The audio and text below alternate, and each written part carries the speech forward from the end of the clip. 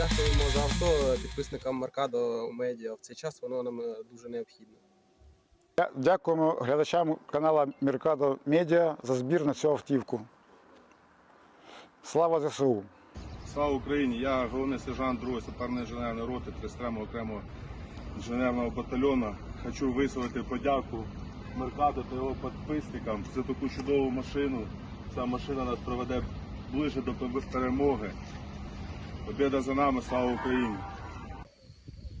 Hi guys, today I want to appreciate the Mercado Media, all the friends and subscribers and the Navy community for this wonderful pickup truck. Слава Україні! Героям слава! Всім привіт! Я Вадим, позивний режисер, 42-га окрема механізована бригада. Ми зараз ведемо бої на Харківщині. Дякую Mercado Media і всім підписникам його каналу за придбаний автомобіль. Він дозволить нам ефективно і успішно виконувати бойові завдання на Харківщині. Я сподіваюся, що цей автомобіль дозволить швидше здобути нашу перемогу. Слава Україні! I want to give a big thank you to Mercado Media and Johnny FD, two close friends who have helped me create this fundraiser between ourselves to help raise funds for what is needed essentially on the front line. I also want to give a big thank you to both Mercado Media and Johnny FD's followers for helping us achieve this goal of funding the first car for our fundraiser. The car is going to be put to good use on the front lines in aiding us with helping to carry out our mission and also helping us to clear Ukraine of the invader. Slava Ukraini. Thank you, Mercado Media, Johnny FD, Kostak Gundi, and all your subscribers for the generous donation of this van. It will help us with our logistics in the International Legion. Dear friends of NATO, my name is Pete, hasta la vista, from Project Constantine. This beautiful beast was donated to the brigade that we're friendly with in the forest here, 67 Brigade. 69th Infantry Brigade donating to 67. It's pretty cool. I keep bumping into this vehicle in the forest. We never have time. We never have time to actually make any videos or get inside your vehicle and do any missions with it because we're like passing ships in the night here. But Mercado Media, Andrew, you NATO supporters, it's beautiful to see this grand vehicle that you've got for this brigade because it's a reliable vehicle and I've never seen it anywhere other than in the forest. I've never seen it in the garage. And yes to that, and all Ukrainians must live. Bakhmut is Ukraine. This forest is Ukraine. And Mercado Media and NATO, you guys are here supporting us, man. And we freaking love you to pieces. Thank you for what you're doing for the soldiers of Ukraine. God bless you. To victory. Do peremoje.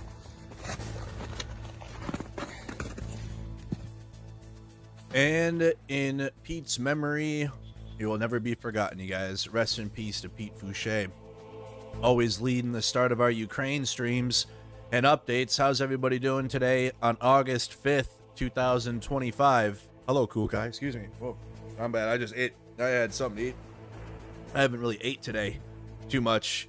I woke up a little late and then actually had a good conversation with my dad today. So that was nice. Talked for like an hour.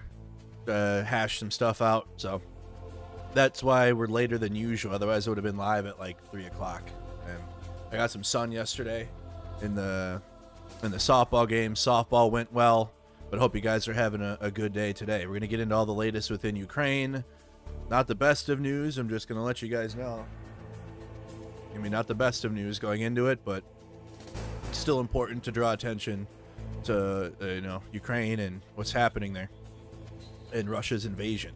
Hello, Nura. How you doing? Hello, Weedwater. Who is Pete? He is a foreign volunteer. Witten signed up for Ukraine Armed Forces and helped a couple brigades. I don't know if I want to say their names, so I'm just going to say he just helped a couple brigades out there within Ukraine, and he passed away on the front lines. So, and he was really close to our community. He showed up often on various YouTube channels that are connected to our community and talked with everyone. And it was like, we saw him a lot, and then he was starting to get closer and closer to talking with everyone. And then, he passed away on the front lines. So, and that happened last year, or actually a year ago, a few weeks ago. And I went to his funeral. We were on our way to Kyiv from Estonia, and it takes 30 hours to get there, and I got there as fast as possible, as fast as we could with the convoy. Thankfully, Ragnar lets the experienced drivers kind of, as soon as we get into Ukraine, it's kind of like, if you know how to get to Kyiv, go ahead. So we did that, and we were able to get to Pete's funeral. All right, guys, here's Russia's losses as of August 5th. Got 1,120 troops. Got 12 AFEs, got 93 vehicles and fuel tanks. You got 2 tanks, 28 artillery systems. You got 169 UAVs. You got 2 cruise missiles. And that is Russian losses as of August 5th. So Carter saying Pete was one of the best people can manage to be, in my opinion. Exactly.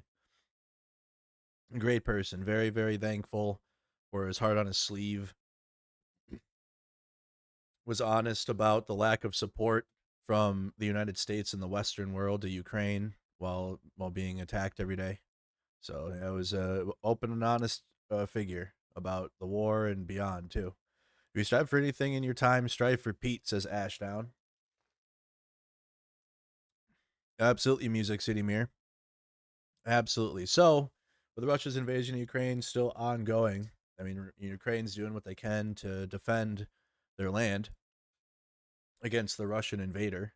And, their losses continue to mount up for Russia. It's also mounting up within Ukraine on the front lines. We're going to talk about that, go over a map update and other things that, are happening within Ukraine. But the main focus here is going to be, Pokrovsk and Leningrad, and this is what it looks like now. Mykolaiv is occupied, and I've been to these three cities when we went and helped in artillery unit. So we had to go through all three multiple times. So to see cities that I've personally visited now, under occupation, like that center of the city's being fought for in Pokrovsk, and then Leningrad is right next to it, and that's where we staged our vehicles. We parked some of our vehicles here and then went with the military out to their artillery position. But you got the Russians, they're encircling it now.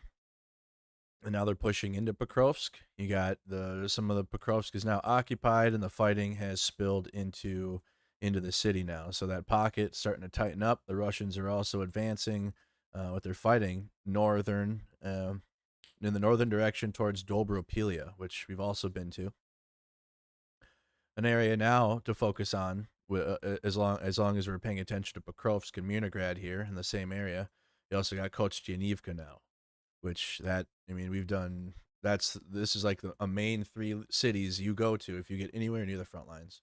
If you go anywhere near the east of Ukraine, Kharkiv number one, but then you get to the southeast, you're for sure going through these cities, like to get to the positions or to help. And now it's like, it sucks so bad to see a pocket now being formed around Kostyaniivka, which, as the Russians continue to advance on the front lines, we got a little bit of a Ukrainian pushback here, a little bit of Ukrainian counterattack, but you got the Russians really advancing towards Kostyaniivka now. So it's not going well for Ukraine on the front lines, okay? They're taking the Russians out, and all that is true, and the Russians are losing, that's been the case for the 3 years, though. I think the shock, at least maybe if you're just tuning into the war and you didn't know what's happening, but from the beginning, Russia's been taking massive losses, and that used to mean something to me in terms of this is like an evidence of like a major thing that's going to happen, and it did at first because of the counterattacks and stuff. But it's as time has gone on here for the past year and a half ish, going on 2. The Russians are taking these losses, but on the front lines, we're not seeing really, Ukraine able to take back territory right now. They had the incursion into Kursk, and that is now backwards. That now the Russians have that occupied, and now actually have parts of Sumy occupied, and that is continuing. Right, the Russians are also advancing in the Sumy direction. In multiple areas now. It's completely gone backwards, and it was well intended to go in and take a piece of Russia and have it for a bargaining chip, but Donald Trump is the president, and he didn't care about that. They tried. They were going to use this as like, hey, we know that Trump is going to come in and demand an end to Biden's war or whatever, so we'll have at least part of Russia. And then that will be a tool in our negotiating. So that way Russia can't, keep all of Ukraine. If it was all a hope for all this, and obviously none of that's happened. None of that has taken place. The Russians are still we have an update on. Hold on, let's go here. Russia weighs Ukraine air truce offer to Trump without ending war. See, that's a big problem. Bloomberg. I gotta sign up to Bloomberg to read that. I don't want to sign up. Oh, it's an exclusive article. Okay. The Kremlin is weighing options for a concession. Let me see. Let me see if I can get this story somewhere else. We type in the usually a news site will launder this out somehow. Get this out. See if we can read this without. There you go. Nice. Kyiv Independent. Appreciate that. GG's. Russia considers air truce proposal to Trump without ending war. The Kremlin is weighing a proposal to pause its long-range strike campaign in Ukraine as a potential concession to U.S. President Trump, even as it remains committed to continuing the war. So more talks. Like I've said, talks for talks. Golly. Russia now has 3 days left until the deadline. So no matter what, on the 8th, they're doing a Ukraine update. Or it's going to be because Trump had a 50-day deadline for Russia to end or to come to the table on a serious note, he claims. And then now it got reduced. It had gotten reduced to 10 to 12 days, which that expires on the 8th. And I'm so tired of it. I hate deadlines. I said it yesterday on stream. Deadline diplomacy. I personally hate it. I suck at deadlines personally.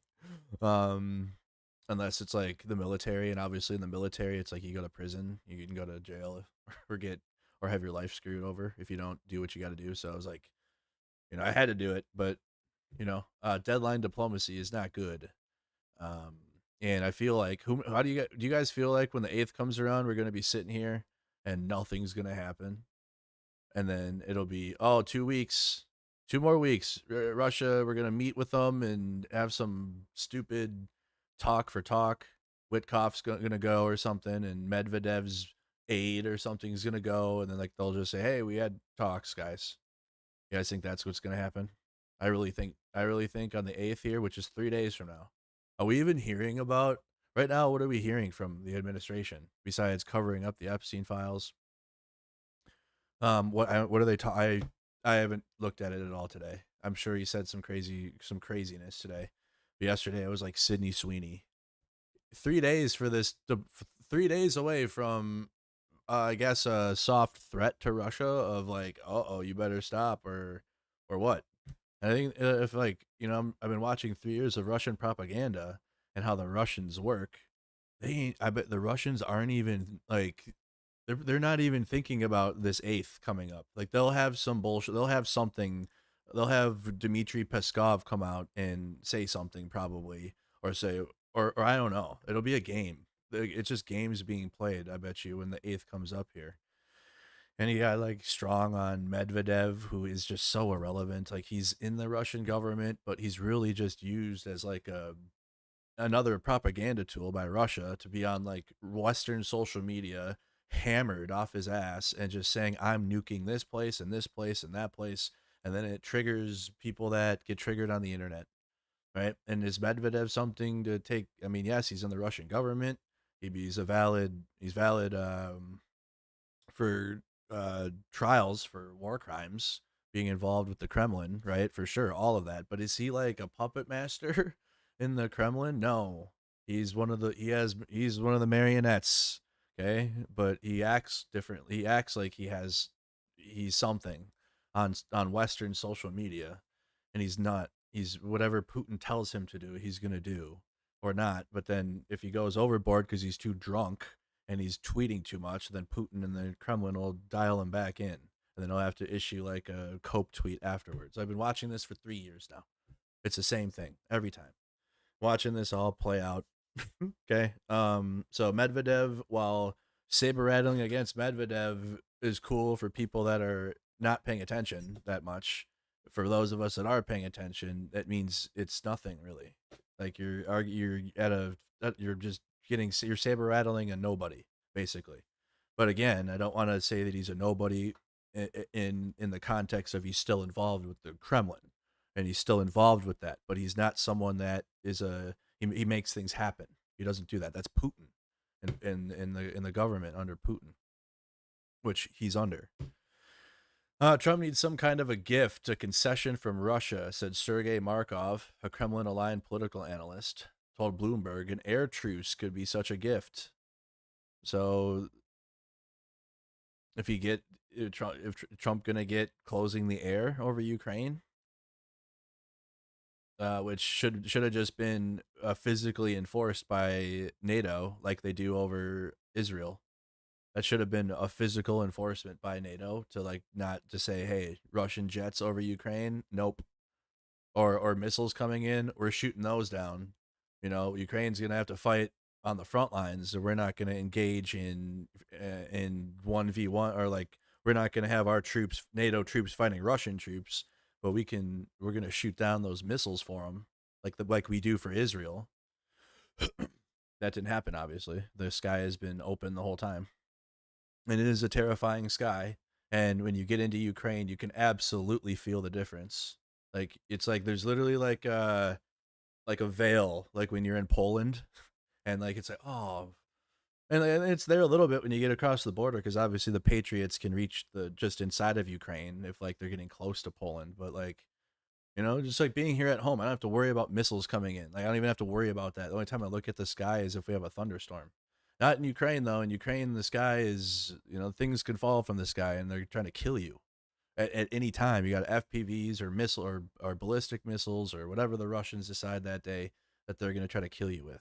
And it's like a whole other reality, right? It's like pucker factor just being outside, especially as you get closer to the front lines. In Kyiv, you got the protections of some of the best that the West has given Ukraine, and also Ukraine's defensive capabilities. But even in that, missiles still get through sometimes. You've seen it time and time again. So it's not like you're completely safe there either. Safer than the front lines, but not really, until you realize, like, oh boy, and then the air raid alarm's going off, and then you hear it come in, and then you got the small arms going up, and the small arms fires trying to shoot stuff down, and it's like, oh god, I'm sitting in this now. And you just gotta hope or pray, or whatever you do, that in the armed forces of Ukraine get everything. Otherwise, that's coming towards you, and nothing's gonna help you there. You're just gonna take a missile. So either the sky should have been closed from the beginning, and NATO should have enforced that, and should have told Russia to fuck off.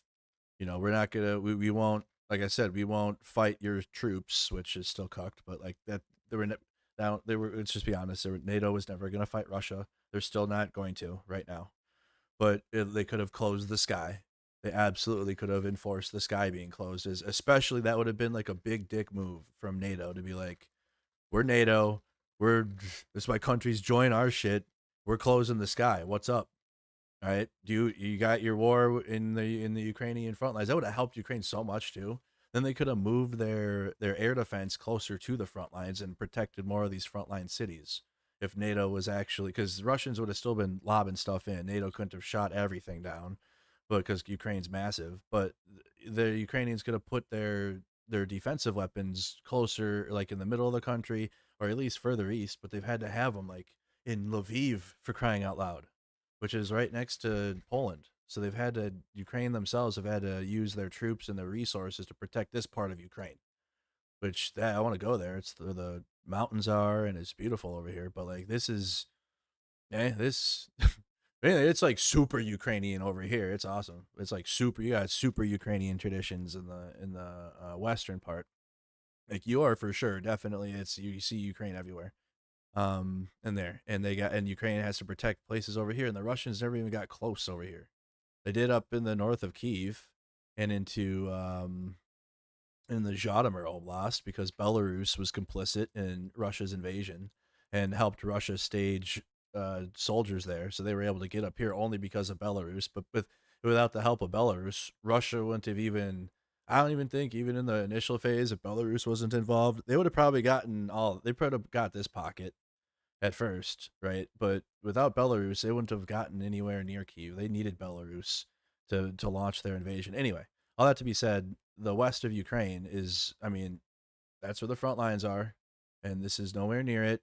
And the fact that Ukraine has to use their own resources to protect, and especially since rockets have gone into Romania, Russian missiles have gone there, they've gone into Poland, and it's so cucked. Anyways, but I've been mad at that since the beginning, right? Been mad at that since the beginning. So NATO should have helped. NATO should have closed the sky down immediately, and big dicked Russia with that, and been taking it seriously. But they didn't, because they were scared. Putin and their nukes, which has only allowed Russia to make new terrible allies with North Korea, by the way. So that's great, right? They weren't allied with North Korea, like they're dictatorships, but they're in a direct arms deal now, and North Korean troops are going to the Russian front and to the front lines of the Russian oblast. But now there's some reports I've seen they're in Ukraine too, which I called that when the minute we got that news. Oh, they're for sure. Like Russia's not. Russia's absolutely. I said this when we got the news. Russia's gonna send North Koreans into Ukraine. Like, why wouldn't they? They don't give a fuck. They don't care about any of the rules. They don't care about any of that. So there will be North Koreans in Ukraine fighting against Ukrainians, trying to help Russia take their land. So the weakness of NATO at the start really helped Russia get more. And was it? And I'm just being honest with the criticism, because obviously we have a complete bottomless pit now with Trump and what's happening now. But it looks like on the NATO side of things, that's why I had to shit on NATO first, then to bring them up now, because it looks like you got some moves happening with NATO countries. At least you got 4 European countries agree to buy a combined $1 billion in U.S. weapons. So I mean, that's the way it's going to go now. Okay, we were not giving weapons for free, and the weapons that we were giving were already like old and needed help, and they were broken most of the time. We gave Ukraine hand-me-down weapons that were already paid for 40 years ago from the taxpayers. They were collecting dust, and a lot of our military equipment that you've paid for, and the triple-digit trillions of dollars we spend in weaponry, it sits in Middle Eastern motor pools and just sits there and collects so much dirt and dust and doesn't do anything. And plus all of our bases in the U.S. that they just sit there, and then the soldiers got to go drive them around to put miles on them, and then do obviously we got to do service on them, but that's all they're used for. Training, obviously, which is important for sure. Got to train to fight, so that's good. But beyond that, we have so much, just in abundance, and we were giving Ukraine old stuff. We only until like 2020. Early 2023, no, mid 2023, that's when the main battle tanks went, I believe. We were sending newer-ish equipment, which still isn't like our latest and greatest, but like newer-ish. But before that, it was we're Cold War era stuff. Good thing, hey, at least we found out if we were ever to, Cold War people. I wasn't around, but hey, Ukraine proved that with Cold War American weaponry, we would have won that for sure. You would have won that if the Cold War ever went hot. Obviously, nukes were involved, so that's scary. But like, if it would have stayed conventional, oh god, dude, it would have. Russia's Soviet bullshit sucks so bad. They would have gotten shit on by all of our equipment, because Ukraine themselves have been using our old weaponry from that time period and before and after. It's just kind of been like the eras of American wars that Ukraine's just getting weaponry from all of our old shit. And we would have shit on them. The Soviets would have gotten destroyed in a conventional, as long as it didn't become nuclear, which that would have been like mutually assured destruction, and that would have been bad. But like if it would have just stayed, battles and whatever, we would have won. The Soviet equipment is so bad. They have the Soviet technology is good with the jamming, and they have good jamming technology. That they still use in but Ukraine has been able to work around that with new fiber optic technology, and there's fiber optic wires all over Ukraine now. It's all over the place. It's starting to look like Stalker out there when you see the fields of Ukraine. It's just like wires from the fiber optics. But that's it's innovation. It's a war. So Russia's using was really good old but still worked jamming technologies. Ukraine had to innovate and get around that, and now they have newer, and they can get around a lot of the jamming stuff, thankfully. But anyways, for European countries, all that to be said, you're gonna have to buy stuff twice from America now, and then we're for sure gonna have extra control over that. So it blew my mind when I realized that Europe really can't operate on their own without the United States, and that sucks. That sucks so bad. for you if you're European to know that, because it's like you're supposed to you're supposed to have your own country. But when it comes to defense, though, you have your own manifest destinies, I think, with your own economies and whatnot. But when it comes to defense, you like without it's attachment, right? You're attached to the United States, unfortunately, because we've seen where you got Macron or other European leaders that want to do more, and then it's like, oh, U.S. satellites. Sorry, Macron. You got you, or we can literally just shut off things. You got Elon Musk's technology in there now, and he can just shut things off. He was in the American government, so I mean, he's not in there now, I think, whatever, but he was in there, shut things off. So they just shut off the satellite at the start of the year to fuck with Ukraine a little bit, and then they put it back on. But then also, like, the precision weapons from the UK can't be operated without US satellites or like the US direction. It sucks. That sucks. I say that as an American. As a European, you got some shit happening. You shouldn't have to ask. You shouldn't have to get a permission slip from America. That's weird, isn't it? So it's good that, hey, Europe I think is not giving up on this. They're doing what they got to do to work with Trump, which is buying more weapons, but that is going to come with a catch, though. That's what I'm saying, is you're buying these weapons to get to Ukraine, but it's probably more American control. And that, as you can see, depending on which way our politics goes, is either fucking Hitler or not, or mid. And that's what we got right now, mid and Hitler. But I'm liking what I'm seeing in Texas, and I hope the Democratic Party continues with that. But it's like, it's not looking optimal to look at America for for your help, especially if all it takes is some propaganda for 4 years, and then you get orange mango Mussolini in there again, or someone like him. That's worse because they're younger, and it's worse, right? Trump is bad, but he holds himself back with his own malfunctions.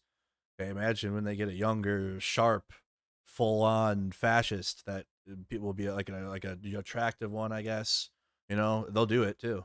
That's coming. That'll be next. Young, attractive fascist that can speak properly, not like Trump.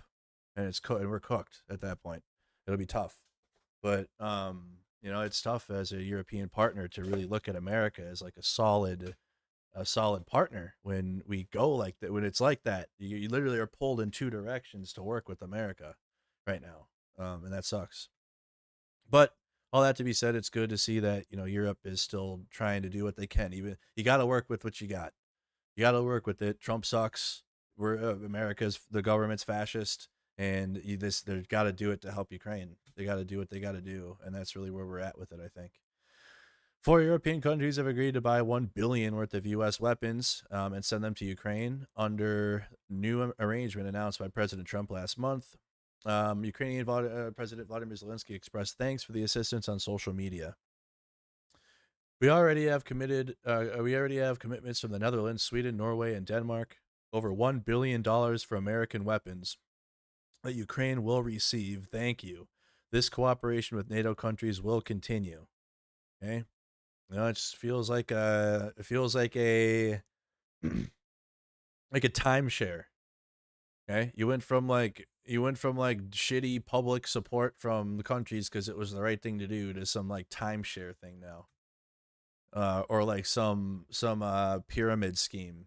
That's what it feels like. That's like, have you ever worked in the business of that? It's all yucky. It all feels yucky, and it just doesn't feel good. For me, at least. But people like that stuff. They like the pyramid schemes and stuff. It's yuck. That's what this feels like pyramid scheme politics for Ukraine now. Whereas before it was like bad public option.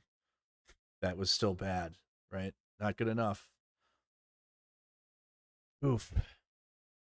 The Netherlands said it will send American missiles and other components used in the U.S. Patriot air defense systems already in Ukraine.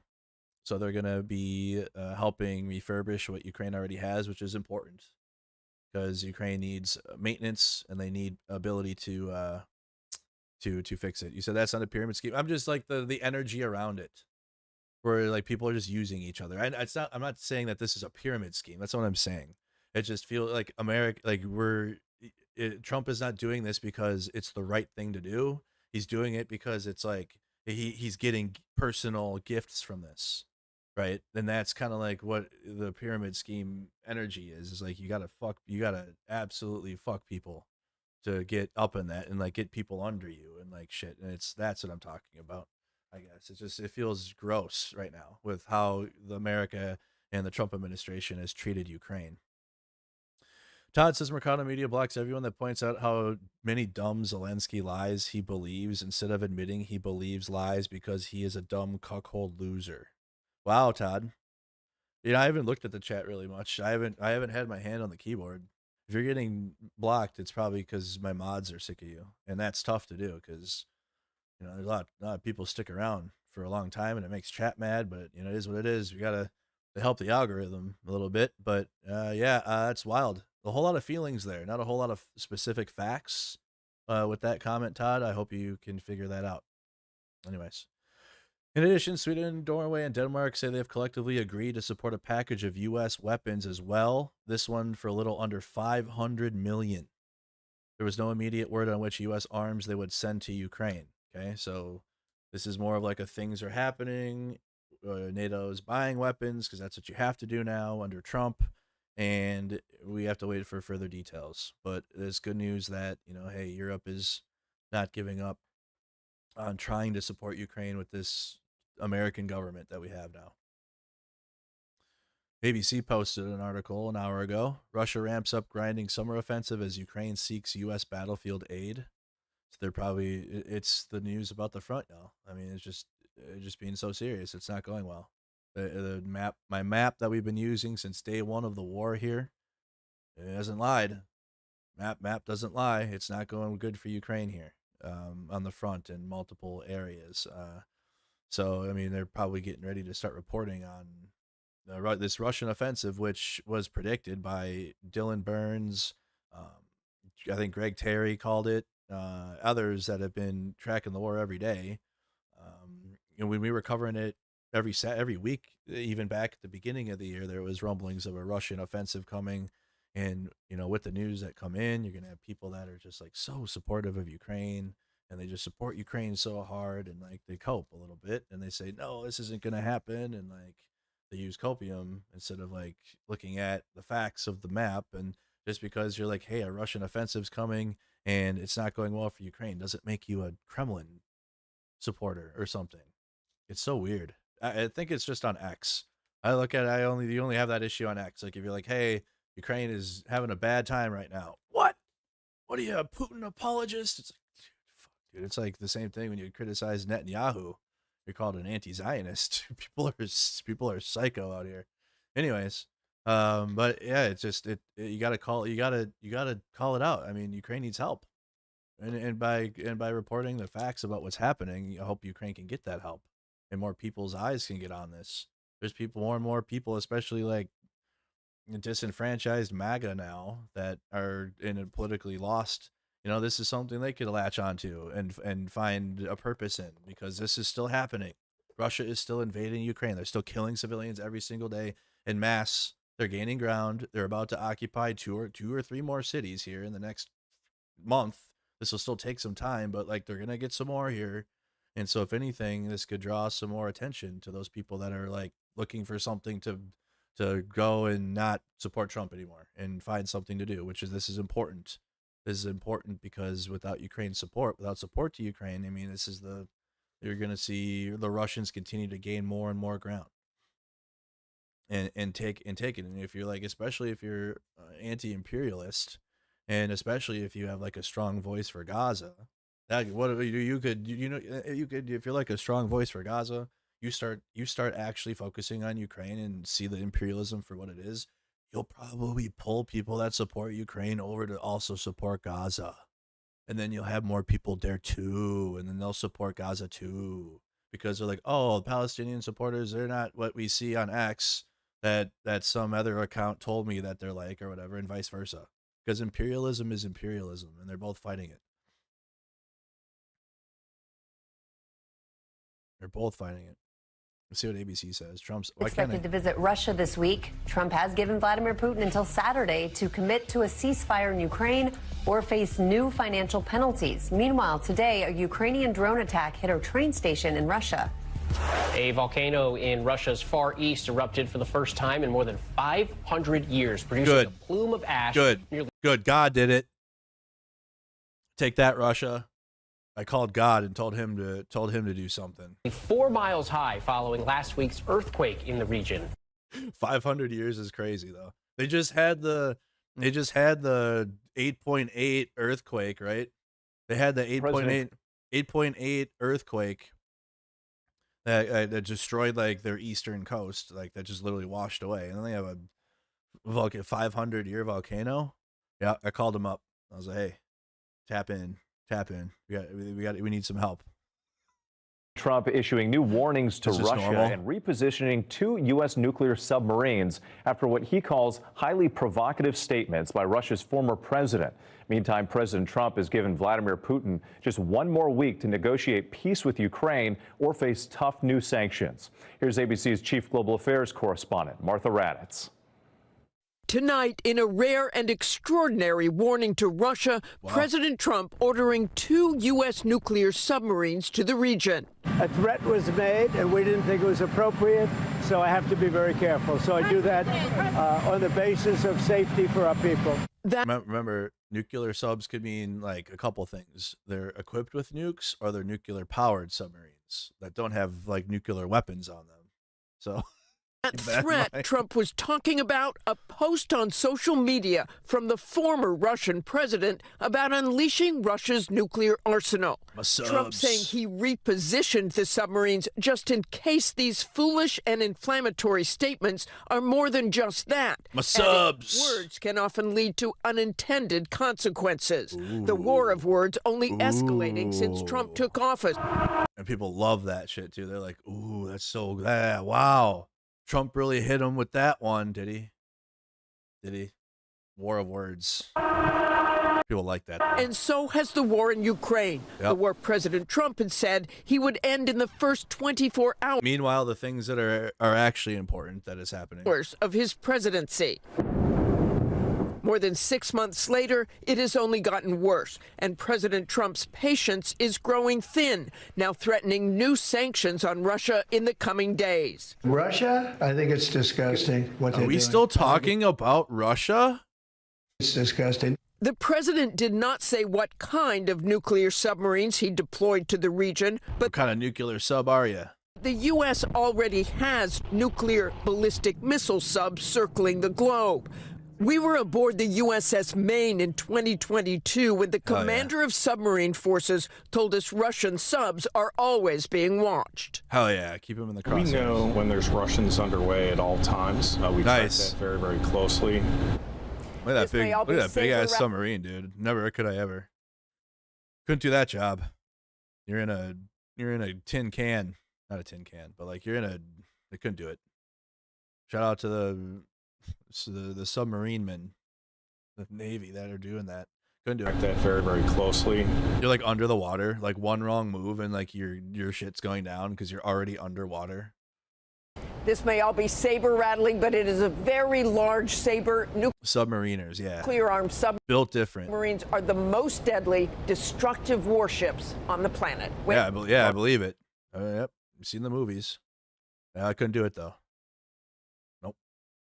I couldn't even do a ship. Like I couldn't even be in a Navy above the water, in the water though. Couldn't do that. I could, in the ocean, like hell no. Nope. Russia's ramping up a grinding summer offensive in eastern Ukraine as Kyiv appeals to President Trump for more military aid and intensified pressure on Putin. Putin's latest push comes at a pivotal moment. Prevailing Ukraine skepticism inside the Trump administration may be softening as White House frustration on the Kremlin grows, apparently. But the president, who has in the past often acted in an unpredictable and transactional manner toward Ukraine, could still turn away again. Oh, wow. The guy who's already turned his back could turn his back some more. Thanks. I predicted. The European Union is still marshaling its vast industrial resources, to help arm Ukraine, having already taken the lead in economic support for the war-weary nation. The bloc does not yet appear willing or able to shoulder the military burden so far mostly carried by the U.S. But also, if they try to, we control the information really that's important of the targeting system. So it's like they're cucked. And at home, President Zelensky's apparent efforts to weaken anti-corruption bodies spark street protests, while the armed forces' persistent manpower strain is necessitating difficult conversations about widening conscription brackets and hardening responses to draft dodging. So they're tightening up. It's getting it's going to start getting politically, or it is, I think, already politically spicy in Ukraine with the draft dodgers, and then they're getting grabbed for draft dodging. And it's like, I have my opinion on that, which would be absolutely more of a right-wing feelings about it, and that's fine, I think, for me. But like, I mean, I'm just being honest. Like, if I don't know, like, if my country, if we were being invaded and there were people like that were my age and dudes my age that didn't have family and like they were trying to run, I would for sure have a feeling about it. I would for sure be like absolutely not, understanding about it, especially if like we're being invaded and missiles are coming in and like I lost my family and like my grandparents, like my grandpa's house was blown up and like here I am, and then like here's like another dude that's like my age and like doesn't have any other responsibilities or whatever. I would for sure be on the, I know how I'd feel, but it's easy to say it from not experiencing it though. It's easy to say that sitting here and not being there and like imagining a situation instead of living one. So I can understand it all, but I know how I would feel about draft dodging if our country was invaded. Now, and I think we had this debate, and I was in this debate. Would I have the same feeling if it was like a Vietnam 2.0? Or like, for example, if the U.S. goes to war with Iran and the United States needs bodies to go to Iran to go fight Iranians, I'm not with that. Nope, I'm not right-wing on that one at all. No, I would be against that. I would be with the protests. We're not conscripting people to go fight a war for another for another country, right? We're not going to conscript people to go do that, especially not even at home. It's different when I feel it's different if like America was invaded and like our country, we had people like a country brought war to us instead of like sending people out to go fuck for Israel or something. Like, I'm not with that at all. So that's the distinct difference. And I think there is a clear difference there. Maybe not. Maybe some people would be absolutely more progressive about it and say, hey man, who are you to tell that person to, you don't control that person's body and you can't tell them to do this and that. It's like, I know, I hear you on that, but hey, if we don't stop this country from taking this city or whatever, we're all dead, or we're all in their gulag or whatever. I don't give a like, let's do it together or something. Like it'd have to be teamwork and like try to be more human about it. But I would for sure, like, if America was invaded, I would absolutely be more about, if you're fighting age male, like, you better get this rifle, bro. Like, we gotta do shit. We gotta do protecting shit. We gotta do that, because if we don't, we're gonna lose everything.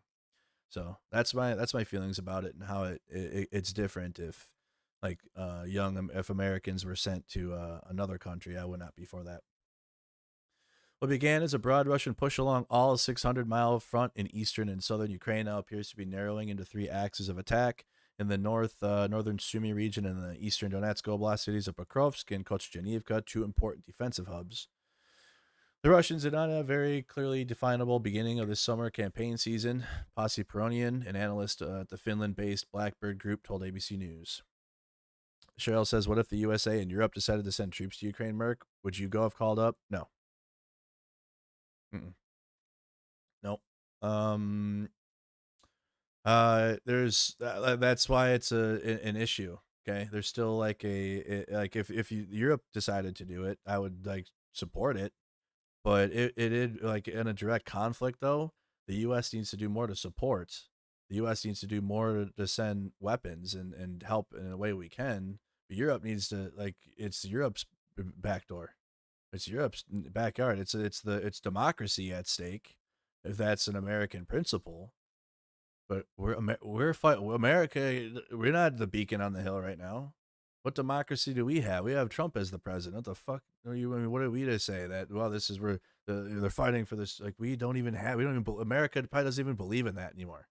And it sucks to say that, but after what we've seen in America and the Trump administration, we don't have the values that America is supposed to stand on right now at all. So I don't know if I would support soldiers under the Trump administration going to Europe and going into Ukraine.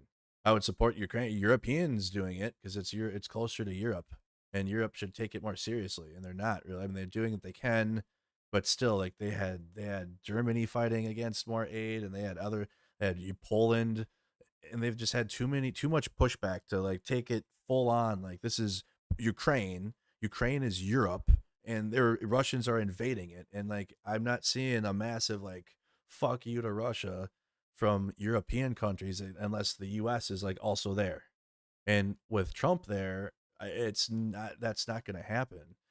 So no, I don't support American soldiers going to Ukraine. I didn't from the beginning.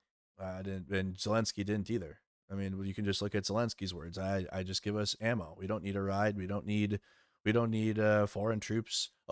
If you want to, you can come and be independent and then join the Ukrainian armed forces and join the Foreign Legion, or many that are really, really good already in Ukrainian units. So you can do that. But Zelenskyy himself, and they didn't ask for like foreign governments to come in and like operate, or NATO operate in Ukraine. It would have been nice, been cool, but that would have been for sure like, major global conflict, World War III probably for sure, definitely. But what NATO could have done was close the sky, like I said earlier. NATO could have absolutely enforced closing the sky and protecting the cities in Western Ukraine that's close to Poland at least, and created like a NATO buffer there. Not have any because there's no fighting, no front lines.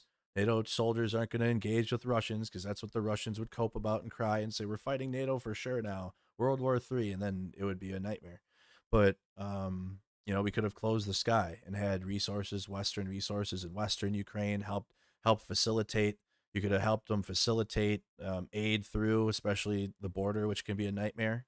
It could have helped alleviate that process more. A lot of things could do, but I don't think, I wouldn't support sending troops there.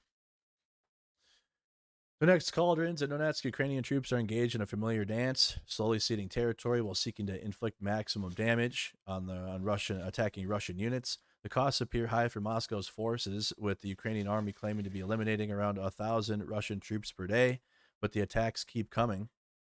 There is a growing alarm over Pokrovsk and Kostyaniivka, which I've showed you guys. Facts. Okay, true. Fact check, true. Pokrovsk, Russians are advancing, and Kostyaniivka is the next pocket that's forming. There's no troops inside of Kostyaniivka. There's no fighting in Kostyaniivka, but it's getting close, right? Last big updates I was giving was Ukraine was fighting for they still are a portion of Toretsk, but that is mostly occupied now, and the Russians are even further up too. They're really trying to make this push towards Kostyaniivka and also secure, and they'll call that a win, and they'll say we won, we win the war and everything. It'll just ignore that, but you obviously don't want to see any Ukrainian cities under occupation. But the Russians their offensive is going to be to occupy this. So they're going to occupy that if that's what happens, but that's what the Russians want to do. And then their big goal will be Kostyaniivka here and cut that off, and cut that's more of a I think Russia will get a little bit into Kostyaniivka with this summer offensive, maybe, or maybe into the outside city. But they move so slow. Like we could tune in 2 weeks from now, and then maybe another section of Pokrovsk will be occupied. It is very slow. It's attritional warfare. Okay, it's not like it was at the start where every day there was like some major changes. It's really slow. The Russians are really slow. They take massive losses with the little ground they do gain. Okay. But over time they gain it. If you look every couple months, you'll see gains, and that's what it is now. So I think their goal is Kostyaniivka, to cut that off and get that city and occupy it. But I don't think they will be able to. I do think the way Pokrovsk is going right now, they might get Pokrovsk the way that is. I don't know. Mirnograd might be just the pacing. You got to think of the pacing. In summer, we got how many months left? A month and a half left of summer-ish, 2 months. And then obviously when winter comes around, nobody's moving. So that's why the Russians are really trying to make this push here to occupy these cities. You know, they got limited time, maybe Pokrovsk and part of Mirnograd. And then their goal obviously is that, but they're not. I don't think they're going to get close to Kotchinivka before the winter. We'll see though. We'll see how the Russian advancements are going, but right now not going well for Pokrovsk direction. Russia last week also claimed to have finally captured Chasiv Yar, but I mean, yeah, that city's gone. I mean, we were talking with Greg Terry early last year, and we saw imagery of Chasiv Yar, and while Ukraine is in the city fighting, and they got troops in there in the rubble, you know, trying to keep the Russians back, there wasn't much of a city there. And that was back a year and a half ago now. And they've been trying to fight for that city for a long time, well over a year. And the city was like completely like wiped out already. So it's like the Russians they absolutely annihilate a city or a frontline village or whatever. They wipe it out completely. It's gone, just bricks everywhere. And then they will like put a Russian flag up and say, "We win." And that's how it goes every time. They can't they won't get to a city and be like, "Oh, we got to think of the civilian population and we're going to occupy this now." Nope, gone. Wipe it all out. And then they'll put the Russian flag on the rubble and claim victory. And then just be ready for that. I mean, they're going to do that. They're going to say, "Oh, Pokrovsk, we got it. We win. The city is occupied. We won the war." Okay, they'll do that again. And that's been ongoing for 3+ years. Every time the Russians occupy a new city, you know, we're back to talking about how the Russians are winning. And it's just a nightmare of a situation to be in, because it's like, as much as we don't want to see these frontline cities occupied at all, it's a drop in the bucket of Russia's invasion. And I'm not trying to minimize this. That's not what I'm saying. I'm just like in the tactics of the war and how it's playing out. I mean, the Russians they'll say that this is the greatest thing ever. Or like, "Oh, we got Pokrovsk, on to Kyiv next." And that's what happened with Bakhmut 2 years ago. And then we had the revolt from the Wagner group, and that was awesome watching that Wagner group going up into Russia and watching the PMC fight back. Obviously, that we all hope mutual destruction for all of it, but when Prigozhin went against Putin like that, they lost. Prigozhin had to lose everything to get that. He didn't get support or anything from the Kremlin, and then went against Putin himself. But they destroyed Bakhmut. There's just completely destroyed to get that city. But after all that happened, Russia and their propagandists all claimed ultimate victory. That we win, all done, and then they treated it as if an ultimate, and it's just not true at all. Ukraine's still fighting for their whole country, not just Pokrovsk. Pokrovsk is very important. It's part of Ukraine, but Ukraine's got an entire country too. And what are we talking about?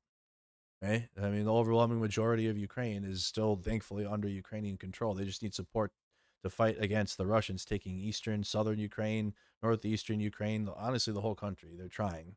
But the front lines especially are needed support. They need the weaponry to fight back against this. They can't fight these Russians with vibes and essays. Okay? They can't do that. They need weapons to do that, or the Russians will take Ukrainian ground. What else we got here? Let me go to YouTube. See what the latest in YouTube is. Put in the chat, in the comments, you guys. Check into the stream. Not too long of a stream for you guys today. We'll be live at the normal time tomorrow. Here you go. Ukraine says Indian components found in Russian drones. What? You should take a look at these images. A new Russian attack in Ukraine has killed at least 2 people and injured nearly a dozen others. This happened in the eastern city of Lazova. The latest overnight bombardment comes as Ukraine says it found components from India in Russian drones used to attack the country. Now, as the fighting continues, U.S. Special Envoy Steve Witkoff is expected to travel to Moscow this week for talks. President Trump's deadline for the Kremlin to reach a ceasefire agreement looms in just a matter of days. It's Friday, but Vladimir Putin is shrugging off the potential for new sanctions and tariffs. CBS News intelligence and national security reporter Olivia Gazis joins us now from the State Department with more on this. Good morning, Olivia. How significant is this claim of Indian components in Russian drones? After all, the two are longtime allies. Absolutely, Errol. Good morning. It's notable, but it's not shocking. It's notable because it is a very concrete indication that these Indian-made dual-use components are making their way to Russia for use in its wartime effort. Dual-use items are, of course, things like microchips that could be used in run-of-the-mill appliances and computers or in things like drones. By the way, China has been accused by the Ukrainians and by the U.S. of doing the same. It's not shocking because we already know that India, like China, has been backing Russia's war effort indirectly by making big, sustained purchases of Russian oil. So this is clearly an effort by the Ukrainians to name and shame the Indian government, to try to discourage future sending of these components, potentially to initiate intervention by third parties like Europe or the U.S. But given the Indian government has already indicated that no amount of U.S. pressure at the moment is going to change its decision to continue those purchases of Russian oil, it's very unlikely that curbing these exports of dual-use items, which is already difficult to enforce, will be met with any teeth. Yeah, and we're going to talk about the link between India and Russia later this hour when it comes to the economy. Stay tuned for that. I want to ask you about some... Let me look at that really quick. India, Ukraine. Trump threatens higher India tariffs, accuses nation of fund... Whoa. Trump threatens higher India tariffs, accuses nation of funding war. President Trump on Monday threatened to further raise tariffs on India over the nation's purchases of Russian oil. That's okay. Why it matters having failed to strike a trade deal with India after months of saying it was imminent. Trump is now going on the offensive, which Americans pay those tariffs, but it's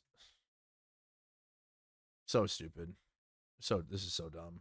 We're gonna oh god. So well, if you have any Indian products coming in, you're gonna fight that. So you're gonna have to eat that for Trump.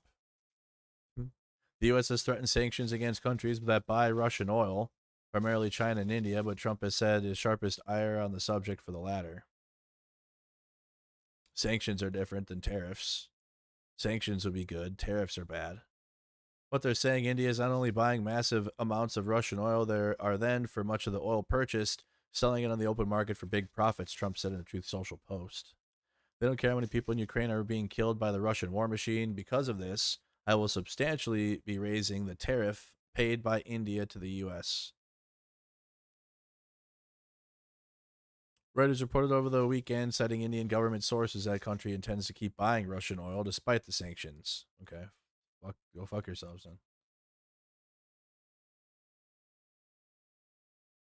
Fueling Ukraine war. White House attacks India.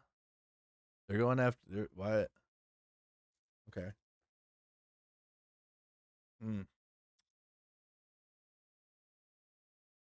Going after India. I mean, well, fuck them for using Russian oil, but like...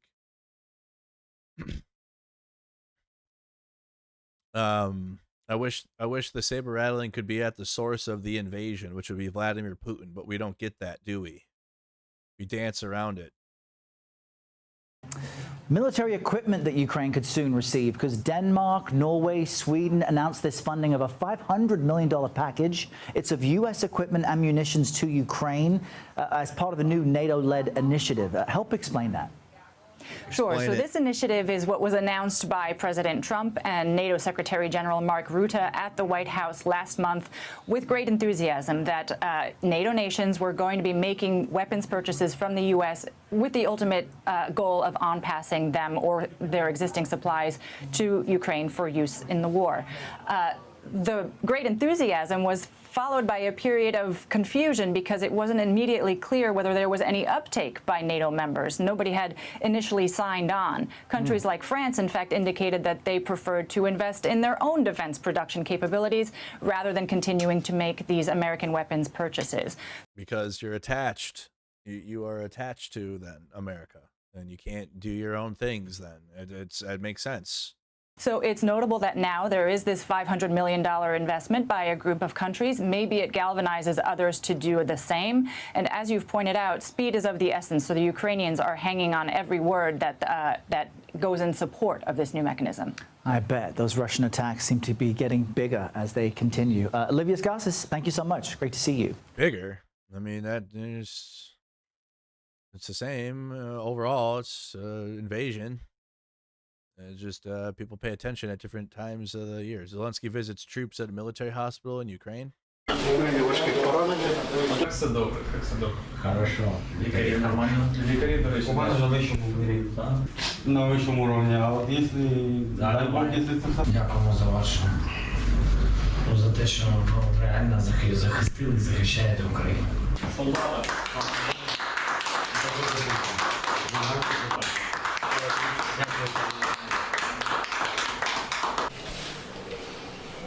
Є. Дякую.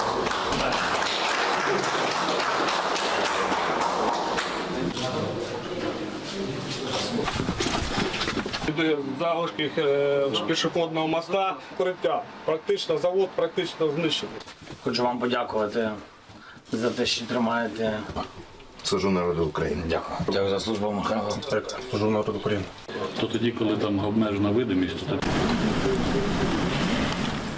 Hey, so that was Zelenskyy visiting troops on the front lines. That happened today. What else we got? Auto supplier to cut jobs, warehouse. Oh, Trump tariff sweeping. Nice. GOP doesn't care. What else? How much longer can war prop up Russia's economy? Oh, that's a good video. Let's check that out. Despite more than 3 years of war. It's from the Wall Street Journal today on YouTube. This is Stars Coffee. In the Starbucks font, nice. Probably because Sanctions by reorienting its economy. Yeah, all of their a lot of their businesses that weren't here, they got 5 more. I bet you there were people at 2022 that when they saw that NATO was like cucked a little, cucked at first, and like then they're all, man, this war is going to go longer than we thought. So at least 5 years, 5 more years. Hold on. When did this one come out here? 3 weeks ago. Yeah, I covered that. So that was a piece from today on the Russian economy. It's not sustainable forever, but not a quick negative for Russia right now. They're doing okay for now, but in the future, like 5 years from now, they won't be. It sounds like. I have me and I think he talks to Matthew in this video, right? Oh, Nick. Matthew. I have Matthew Sampson. Shout out to Matthew Sampson. No, Nick Laidlaw. Me and Nick Laidlaw are Facebook friends. I see his posts. So you guys should go watch his video. It's about a 60-minute hour video on Preston Stewart. And he's talking to Nick Laidlaw from Battles and Beers. Go check him out. Check that out. That'd be cool. What else we got for news updates? Several dead in strikes on Northeast region and railway. Can't trust the numbers Russia put out? Yeah, never. Russia's massive tank convoy wiped. Okay, a lot of hopium updates. All right, y'all. I don't have any other further news updates for Ukraine when it comes to the war. But I'll keep you updated when I can. We'll probably have another one in 3 days. In 3 days when we get whatever is going to happen with the new deal between America and Russia. And Trump gave a new deadline. He cut it back from 50 days down to the 10 to 12 days, and we hit that on the 8th coming up. So how about my softball league? You go check it out. We won both games last night. We got the championship next week. We got to play for it, so we have like 2 games to go. So check us out next week if you'd like to. I'm going to be live on my gaming channel tonight, so you guys can come on over. And I'll actually make the stream a little earlier now since we're done a little sooner. So we got LA Noir to finish because we got Madden coming out, which that might not excite a lot of people, but I like playing with the Vikings. We got Battlefield 6 coming out, which I already have that. You know, we're in there. You're in Battlefield 6. Fuck it. Battlefield 6. There. Where's the thing? It's on this screen. Oops. On the wrong screen. Display settings. But we got that coming out this weekend, guys. You got the new Mafia game coming out. I gotta close this because it's gonna open on the wrong window. You got the new Mafia game coming out, okay? Which we're doing that. So a lot of games that are coming. There's Madden. So I got that. That's coming out on Thursday. But so does Battlefield. Battlefield 6 is coming out. Here it is. Fuck it. Should we just start playing? No, we can't. I wish we could. Should we just do it on my news? During my mid news update? Just launch into Battlefield. Fuck it. We'll just go fight the Russians. We'll do it.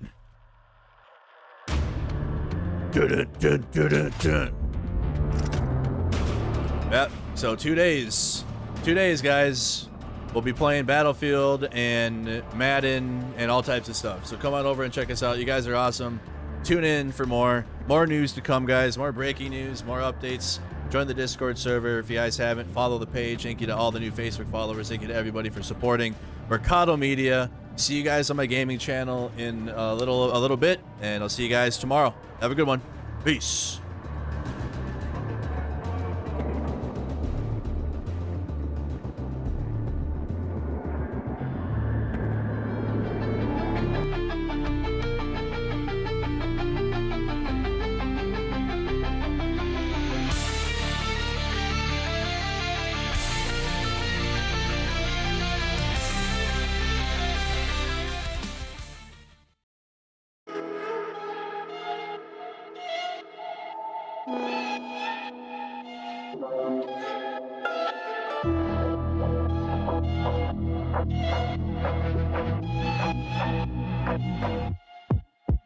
I got ice in my veins, loaded guns, I'm insane. Fight for peace in my land, enemies lying dead. I gang shit with my troop, iron tanks, bulletproof.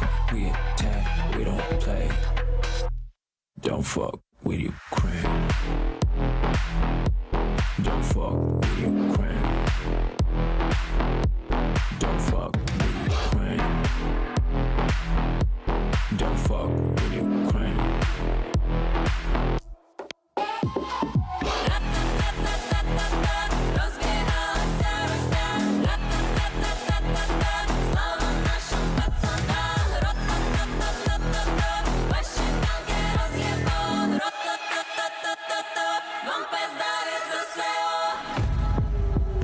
You can try to invade with your guns.